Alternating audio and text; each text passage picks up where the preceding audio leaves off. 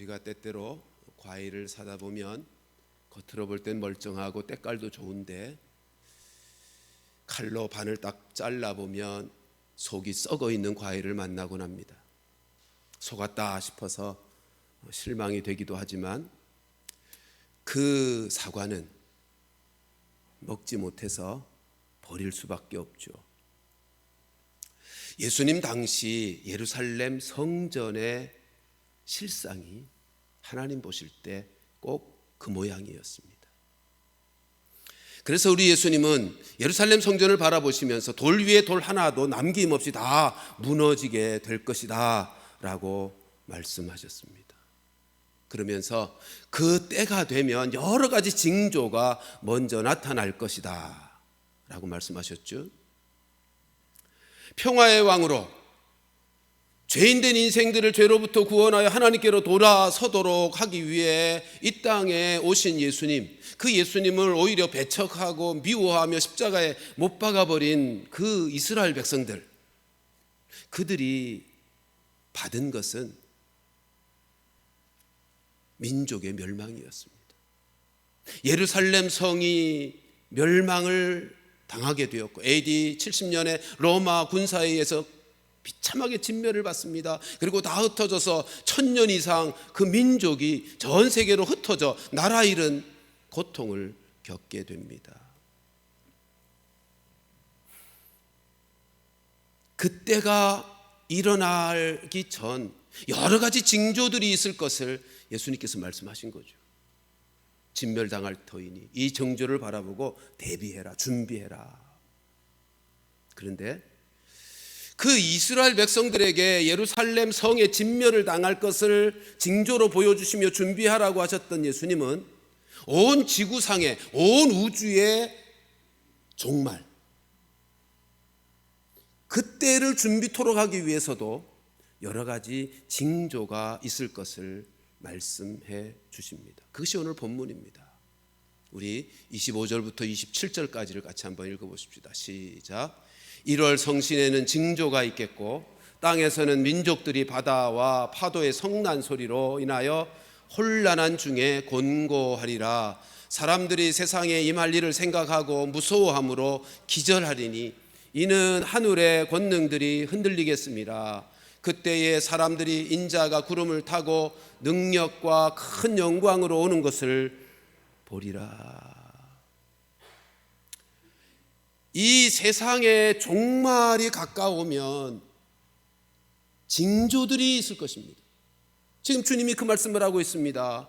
하늘의 징조가 있을 것이고 바다의 징조가 있을 것이다. 전에 경험해 보지 못했던 그 징조들로 인해서 사람들이 두려워할 것이다. 근데 그때가 되면 27절에 있는 것처럼 예수님이 재림하게 될 것이다. 구름을 타고 능력과 큰 영광으로 다시 오는 것을 사람들이 볼 것이다.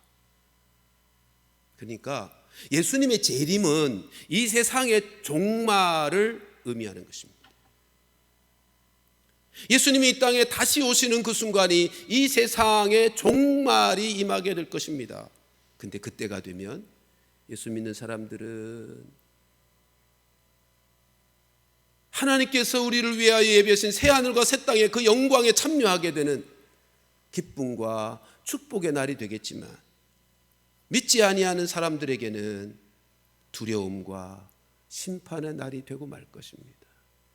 믿는 사람들에게는 그날이 기쁨과 축복의 날이 되겠기에 오늘 본문 28절에서는 그날을 기대하고 소망하라고 이렇게 말씀합니다. 같이 한번 읽어보실까요? 시작. 이런 일이 되기를 시작하거든 일어나 머리를 들라 너희 속량이 가까웠느니라 하시더라. 여기 속량이라는 단어는 구원이라는 단어입니다. 이런 일이 시작되기 되거든, 이 징조들이 나타나게 되거든 일어나 머리를 들라. 이 머리를 들라는 것은 소망 가운데 바라보라는 뜻입니다.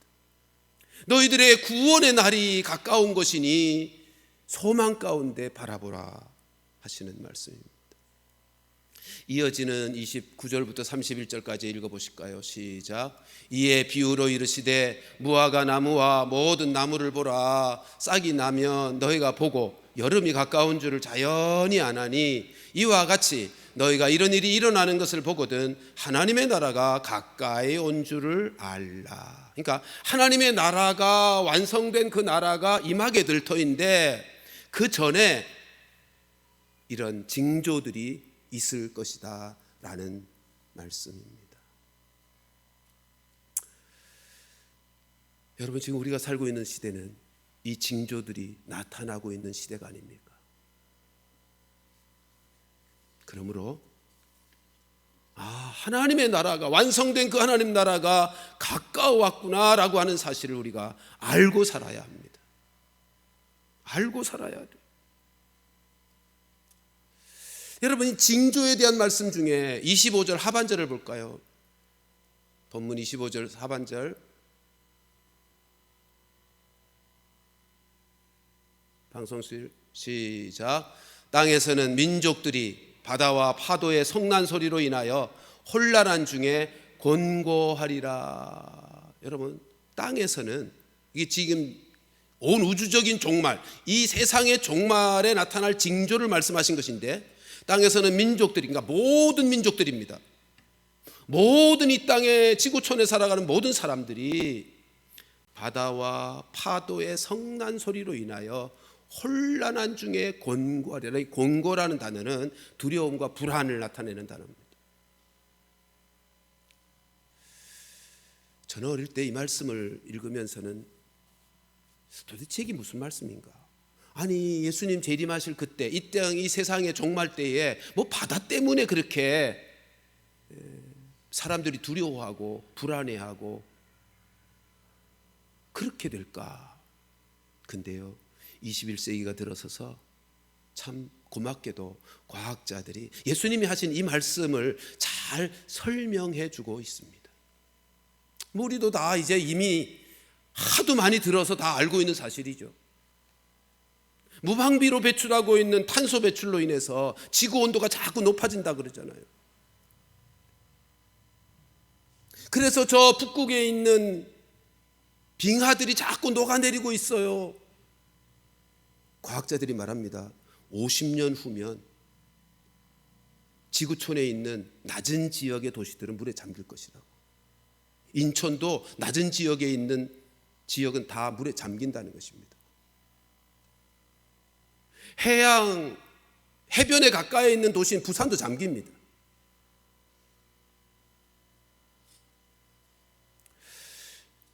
여러분, 이 바다와 성난 파도 때문에 혼란을 겪는 것입니다. 두려움과 불안을 갖게 된다는 것입니다. 사람들이. 2004년도에는요 인도네시아에서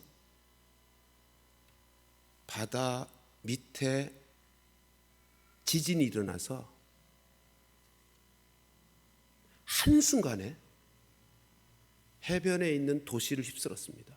몇 명 죽었는지 아십니까? 30만 명이 죽었습니다. 30명이 아니라 30만 명. 이 얼마나 두려운 일이고 불안한 일입니까? 작년 1월 달에는 통가라고 하는 나라에 그 해변의 바다에 화산이 폭발해서 그 남태평양에 있는 모든 나라들이 쓰나미 때문에 긴장했습니다.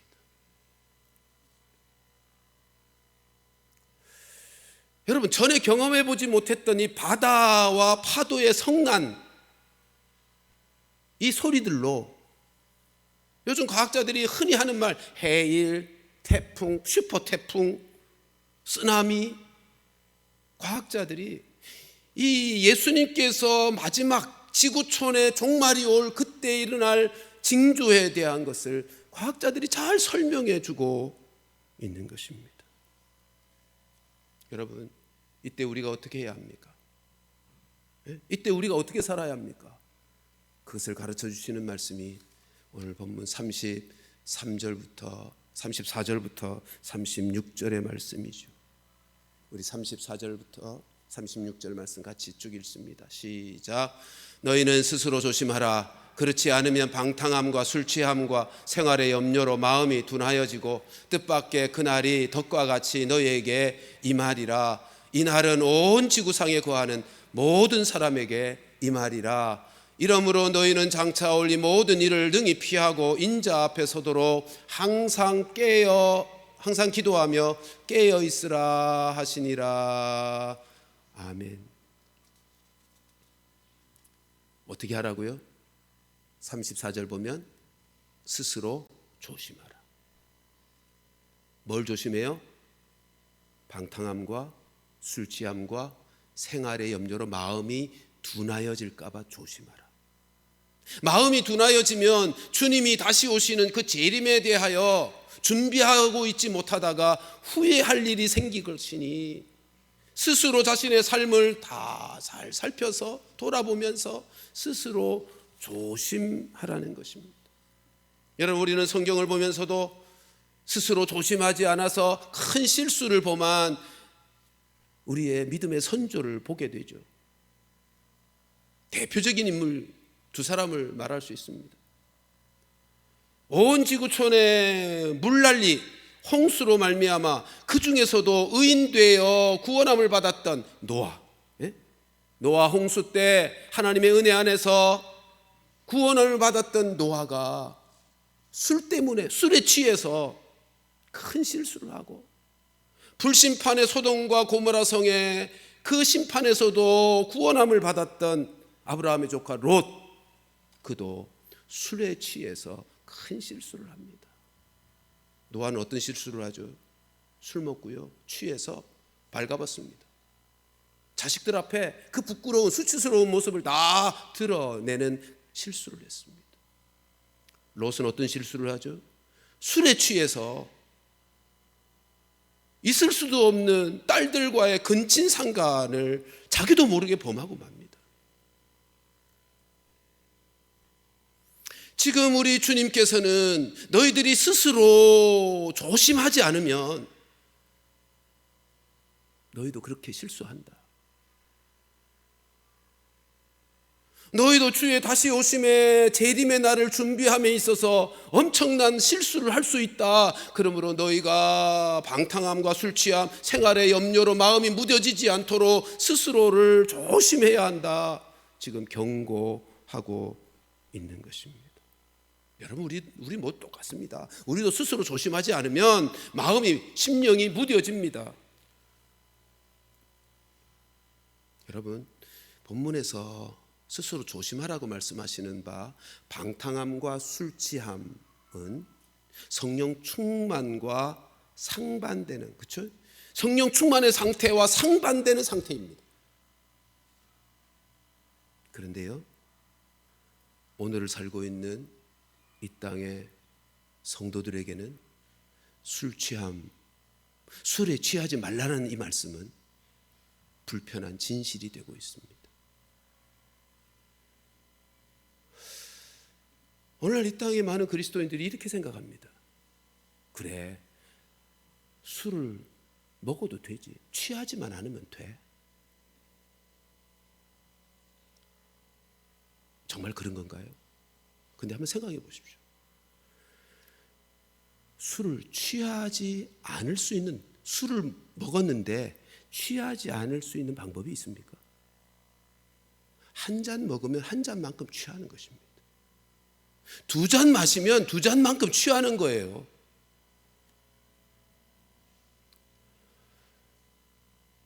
또 이런 생각해 보십시오. 술 마시는 사람이 취하려고 마시지 정신이 맑아지려고 마시는 사람이 있습니까? 술에 취해서 정신줄을 좀 내려놓고 싶어서 마시는 거고 취하려고 마시는 거지, 정신이 깨어나도록 하기 위해서 술 마시는 사람이 있냐 말이에요.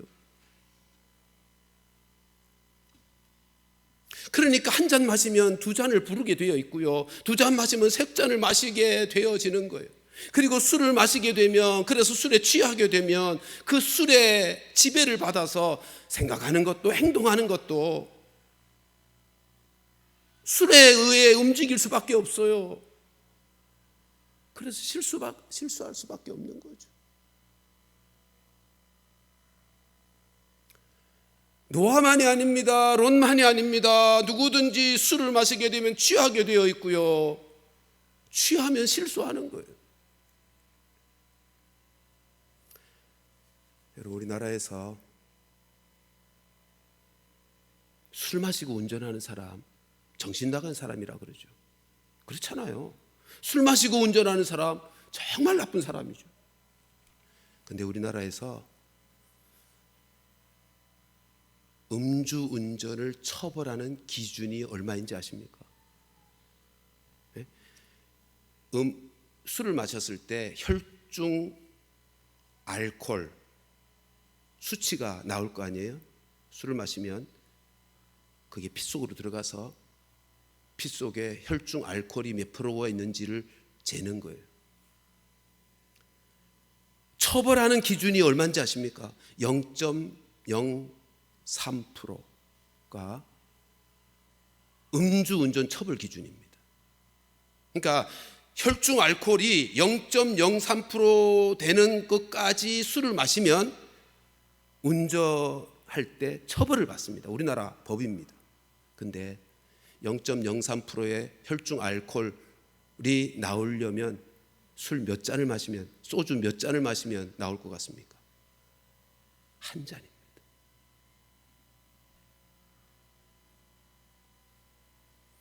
소주 한 잔만 마셔도 우리나라에서 처벌받는, 음주운전으로 처벌받는 기준이 된다고요.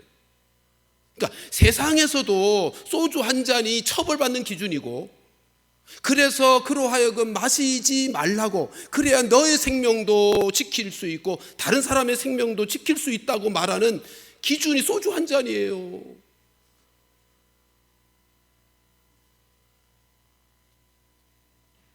그렇다면 하나님께서 우리에게 술에 취하지 말라 그럴 때 그 기준이 어떠할 것은 너무도 뻔하지 않습니까? 꼭 기억하십시오. 우리는 우리의 하나님이 맡기신 인생의 운전대를 잡고 우리 인생을 운전하는 운전자들이라고요. 이 세상을 운전해가는 내 인생의 운전대를 잡고 있는 사람이 나라고요. 우리 안에 계신 성령의 인도하심을 받으며 그 운전대를 잡고 내 인생을 운전해 가야 되는데 술 취해서 운전하면 되겠는가 말이에요. 거기다가 우리 그리스도인들은 영적 싸움을 싸우는 영적 군사들 아닙니까? 술에 취해서 영적 싸움을 싸울 수 있겠어요?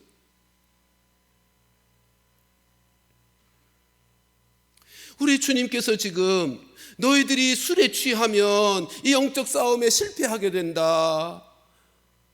네가 술에 취하면 너의 인생 운전을 하다가 사고 난다. 그래서 너의 심령과 너의 삶이 다친다. 다칠까 봐 염려가 돼서 우리 보고 술 취하지 말라는 거예요. 술 마시지 말라는 거예요.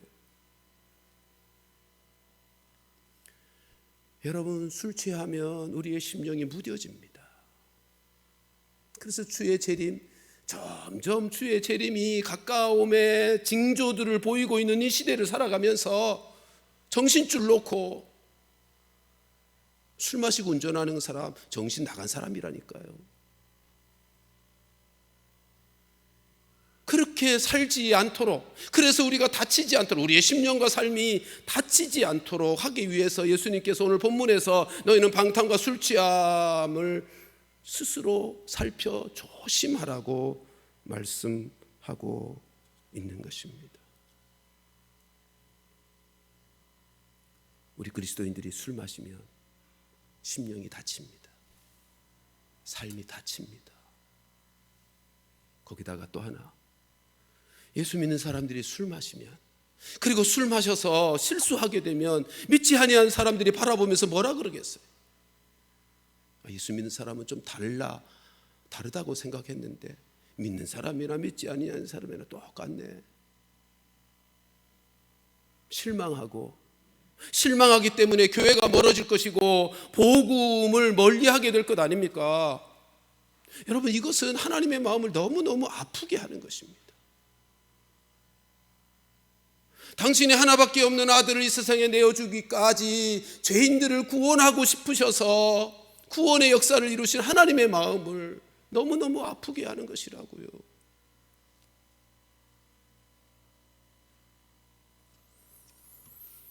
사랑하는 성도 여러분, 마셔도 되지, 취하지만 않으면 돼 라고 자기 합리화시키지 마십시오. 술에 취하지 말라고 하는 말씀은 바꾸어 술을 마시지 말라는 말씀과 같은 말씀입니다. 그리고 이 술에 취하지 말라는 말씀은 무엇보다도 우리 자신의 영혼의 등불을 밝히라는 말씀입니다. 여러분, 이 말씀하시면서 36절에 뭐라고 말씀하죠? 항상 기도하여 깨어 있으라. 이게 연결된 거라고요. 술에 방탕과 술 취하지 아니하여야 항상 기도하고 깨어 있을 수 있는 거예요. 이 말은 우리의 영혼의 등불을 밝히기 위해서는 술에 취하면 안 되는 거예요. 마태복음 25장에 보면 재림을 준비하는 그 일을 위해서 주님이 하신 말씀 중에 10처녀의 비유가 있죠. 신랑을 맞이하는 신부의 들러리들 10명의 친구 처녀들이 신랑 오기를 기다립니다. 그런데 5명만 그 잔치에 참여하고 5명은 기름 준비가 안 되어서 참여하지 못했다. 그러므로 너희는 기름을 준비해야 된다. 주의 다시 오심, 신랑 되신 그분이 오실 때 너희도 그 하늘 잔치에 참여하려면 기름을 준비해야 된다는 말씀 있지 않습니까? 지금 우리들도 그 하늘 잔치에 참여하지 못할 수 있을까 봐 우리로 항상 기도하며 깨어 있어야 하겠기에 방탕함과 술 취하지 말 것을 우리 주님께서 그렇게 간절하게 부탁하고 있는 것입니다. 우리를 너무 사랑하고 너무 아끼기에 그 하늘 잔치에 우리를 데려가고 함께 데려가고 싶으셔서 오늘 본문이 그래서 우리에게 스스로 조심하라고 말씀하고 있습니다. 다시 말씀드립니다. 항상 기도하고 깨어 있으라는 이 말씀 앞에 취하지만 않으면 돼 라고 합리화시키지 마십시오. 이 하나님의 말씀을 자기 해석으로 해석하고 자기 생각대로 살지 마십시오. 하나님의 말씀을 어린아이처럼 순전하게 받고 말씀의 삶을 살아가야 이 종말의 시대를 살아가는 성도의 바른 삶의 자세인 것입니다. 여기다 하나 덧붙이십시다. 우리의 심령을 무디게 하는 것은 술에 취하는 것만은 아니죠. 돈에 취할 수도 있습니다. 나쁜 습관에 취할 수도 있습니다. 세상 것들에 취할 수 있습니다. 무엇이든지 이 세상의 것들에 마음 빼앗겨 그것에 취하여 살면 우리의 심령은 무디어질 것이고 주의 다시 오심을 준비하는 그 일에 실패하게 될 것입니다. 취하지 않아야 합니다. 혹시 이 문제가 해결되는 것이 많이 힘드시면 성령님의 도우심을 구하십시다. 우리 안에 계신 성령님이 우리를 도와주시기 위해 오신 분이십니다. 보혜사 되시는 성령께서 우리를 도와주실 것입니다. 매 순간 그 어려움이 막닥뜨릴 때마다 성령님께 기도하십시다. 그분께 도와달라 그러면 그것을 극복할 수 있는 취함의 문제에 대하여 극복할 수 있는 힘과 지혜와 능력을 주실 것이고 그럴 때 비로소 우리는 우리의 심령이 무뎌지지 아니하고 주의 재림을 잘 준비할 수 있을 것입니다. 이런 은혜를 우리 모든 성도들이 누리게 되시기를 주님의 이름으로 축원합니다. 오늘 본문은 또 한 가지를 말씀하죠. 우리의 심령에 무뎌지게 되는 것은 방탕함과 술 취함의 문제만이 아니라 생활의 염려도 우리의 심령을 무디게 한다고 말씀합니다. 여기 생활의 염려란 말 그대로 생활 속에서 살아가면서 여러 가지 염려와 걱정 속에 사로잡힘으로 우리의 심령이 무뎌지는 것을 말하는 것입니다. 생활의 염려, 사실 요즘처럼 경제적으로 어려운 시절을 만나고 온 지구촌의 경제에 고통이 몰아칠 때면 우리 모두의 삶이 팍팍하고 힘들어지죠. 이렇게 힘들어지고 어려워질 때면 우리는 자동적으로 주님을, 우리가 붙잡아야 될 주님을 붙잡기보다 당장 나에게 도움이 될 것 같은 다른 것을 붙잡아야 될 것 같은 생각에 빠지고 맙니다. 그러나 기억하십시다. 어려우면 어려울수록 우리가 붙잡아야 될 것은 주님이십니다. 우리 주님이 우리가 지금 겪고 있는 어려움의 이 상태, 우리의 형편을 누구보다도 잘 알고 계시다는 사실을 잊지 마십시오. 우리의 사정과 형편을 하나님이 잘 알고 계십니다. 뿐만 아니라 이 모든 문제의 해결자는 하나님이라는 사실도 잊지 마십시오. 그리고 하나님께 도움을 구하십시오. 미가서 7장 7절을 보면 이렇게 말씀합니다.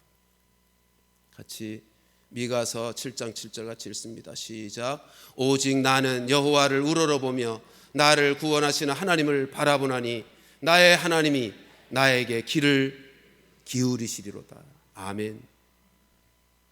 나를 구원하시는 하나님, 내 삶의 모든 영육간의 문제를 구원하시는 유일한 문제의 해결, 해답이 되시는 분은 하나님이세요. 우리 주님께서는 우리가 말세에 주의 재림의 날이 가까워왔을 때에 생활의 염려에 빠질 수 있다는 사실을 아셨습니다. 그래서 오늘 본문에 생활의 염려로 너희가 스스로 조심해야 된다라고 말씀하고 있는 것입니다. 그러므로 우리는 우리의 모든 인생 문제의 해답이 되시는 그 하나님을 바라보고 그 하나님께 도움을 구하는 것, 다른 무엇에 마음 빼앗겨 그것들이 나의 문제를 해결할 줄 알고 속아 살지 말고요, 모든 것의 주관자 되시는, 그리고 모든 것에 우리를 기억하시고 사랑으로 돌보아 주시는, 문제에 해답 되시는 주님을 바라보고 주님께 기도하는, 여러분, 그 하나님은 우리의 기도를 귀 기울여 들어주시는 분이시고요, 그리고 그 기도에 응답하기를 기다리시는 하나님이십니다. 그러므로 생활에 염려거리가 생기면 우리가 해야 할 일은 염려하는 것이 아니라 기도하는 것입니다. 그게 해결책이에요. 그래야 우리는 생활의 염려 때문에 우리의 심령이 무뎌지지 않을 수 있으며 주의 재림을 기쁨으로 맞이할 수 있는 준비를 이룰 수 있는 거예요. 우리 하나님은요, 우리의 삶 속에 염려거리가 있음을 아셨어요. 그래서 빌립보서 4장 6절에 이렇게 말씀하죠. 같이 읽습니다. 시작. 아무것도 염려하지 말고 다만 모든 일에 기도와 간구로 너희 구할 것을 감사함으로 하나님께 아뢰라. 예, 우리에게 염려거리가 있음을 아셨다고요. 그래서 하시는 권고예요. 기도해라, 간구해라. 근데 어떻게 하라고요? 감사함으로 해라. 아니, 왜 감사함으로 기도하고 간구하라고 하실까요? 우리 주님이 해결해 주실 것이기 때문에 미리 그렇게 말씀하시는 거예요. 예? 염려거리가 있을 때 하나님 앞에 나아가서 기도할 때 감사함으로 기도하라 하시는 말씀은 하나님이 그 염려거리들을 해결해 주실 것이 분명하기에 그 약속을 이미 담고 하시는 말씀이 감사함으로 기도하라는 거예요. 그렇게 하나님께 아뢰면 어떻게 하신다고요? 7절 같이 읽으십시다. 시작. 그리하면 모든 지각에 뛰어난 하나님의 평강이 그리스도 예수 안에서 너희 마음과 생각을 지키시리라. 너희 마음과 생각을 지켜주시는 무엇으로요? 평강으로. 그것은 해결해 주셨다는 거예요. 해결해 주셨다는 거예요. 사랑하는 성도들이여, 종말의 시대를 살고 있어. 그리고 더더군다나 전쟁 때문에 온 지구촌에 몰아친 경제적인 어려움, 그 속에 우리가 살고 있어요. 그러나 그 염려거리 가운데서 살면서도 우리 하나님이 해결책을 주셨잖아요. 뭐 하라고요? 염려하지 말고 기도하라고. 그러면 하나님이 해결해 주시겠다고. 감사함으로 아뢰면 하나님께서 우리의 마음의 생각도 평강으로 지켜주실 것이고 그 문제가 해결되는 감사거리가 되게 하실 것이라고. 올 한 해도 많이 힘들겠지만 오히려 기도함으로 하나님께서 내 기도를 들으셨다, 내 기도에 귀를 기울이셨고 내 기도에 하나님이 응답하셨다라고 감사함에 감사거리, 간증거리가 풍성한 복된 한 해가 되시기를 주님의 이름으로 축원합니다. 그 기도할 때 염려거리가 있을, 생활에 염려거리가 있을 때 기도하는 사람의 심령이 무뎌지지 않고 깨어날 수 있고요. 그리고 이 마지막 때 주의 다시 오심을 준비하는데 실패하지 않게 될 것입니다. 말씀을 정리합니다. 종말의 징조들이 많이 보이고 있지 않습니까? 오늘 본문에서도 말씀하는 것처럼 지난주에도 그런 말씀드렸죠. 지진, 기근, 전쟁, 이거 전 역사 속에 있었던 거예요. 이게 징조예요. 근데 주님의 초림과 재림 사이가 종말의 시간인데 주님이 다시 오신다고 하심의 징조들이라고요. 근데 주의 재림의 시간이, 종말의 시간이 더 가까우면 가까울수록 어떻게 된다? 더 심화되고 더 확대되더라. 이제는 팬데믹이 되는 거예요. 전에는 국지적으로 전염병이 있었는데 이제는 전 지구, 오늘 본문의 표현처럼 지구상에 있는 모든 사람들이 경험하는 고통이 되는 거예요. 전에는 국지적으로 지진이 있었고 전쟁이 있었는데 이제 모든 민족 가운데 전쟁이 있을 것이고 지진이 있을 것이고, 지금 우리는 바다와 파도의 성난, 이전에 경험해보지 못했던 그 성난 소리를 듣고 있어요. 그러므로 우리는 오늘 본문에 주님이 친히 말씀하시는 것처럼 방탕과 술 취함에 그리고 생활의 염려로 우리의 심령이 무뎌지지 않도록 스스로 조심하고요, 항상 기도하며 깨어 있어서 주의 다시 오심을 잘 준비해야 합니다.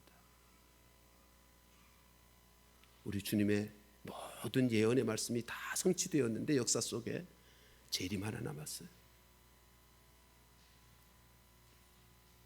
우리 모두가 새하늘과 새 땅이 열리는 주님의 재림의 그날, 이 세상의 종말의 그 시간, 그것이 갖는 의미가 무엇인지를 아는 자들로서 항상 기도하며 깨어 있어서 주의 다시 오심을 지혜롭게 준비하는 귀한 성도들 다 될 수 있기를 주님의 이름으로 축원합니다.